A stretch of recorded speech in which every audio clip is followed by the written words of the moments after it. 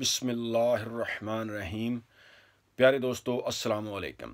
दोस्तों, दुनिया में जितने भी तरक्की याफ्ता ममालिक हैं, अमेरिका, चाइना, बरतानिया, Germany, France, Finland, Switzerland, Australia वगैरह, इन तमाम ममालिक में आपको एक चीज़ कॉमन दिखाई देगी कि इन ममालिक ने अपनी आवाम को एजुकेट किया है, उनको तालीम याफ्ता बनाया है।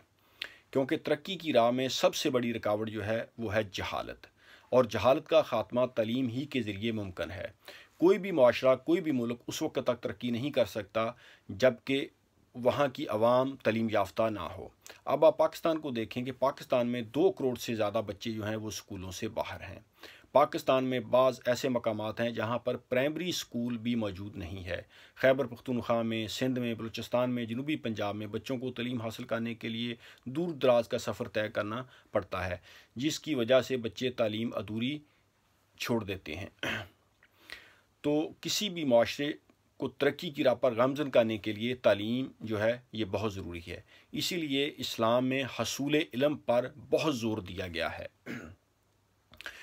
तो पाकिस्तान में बेशुमार और मसाइल भी हैं। पाकिस्तान में वसाइल की कमी है, तो इसका बेहतरीन हल ये है शुरू करने के लिए कि पाकिस्तान में जितने भी मदारस हैं, जितनी भी मस्जिदें हैं, उनमें 2-3 घंटे की क्लास लगाई जाए, और जितने भी बच्चे स्कूलों से बाहर हैं उनको दावत दी जाए कि वो स्कूल के अंदर आएँ। और पाकिस्तान का जो पढ़ा लिखा तबका है वो फ़ी सबीलिल्लाह बच्चों को तालीम दे।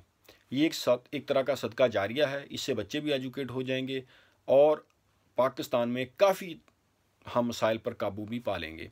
तो तालीम जो है ये बहुत ज़रूरी है। किसी भी माशरे को तरक्की की राह पर गामज़न करने के लिए हसूल इल्म पर ख़ास तवज्जो देनी चाहिए। Thank you very much. अल्लाह हाफ़िज़।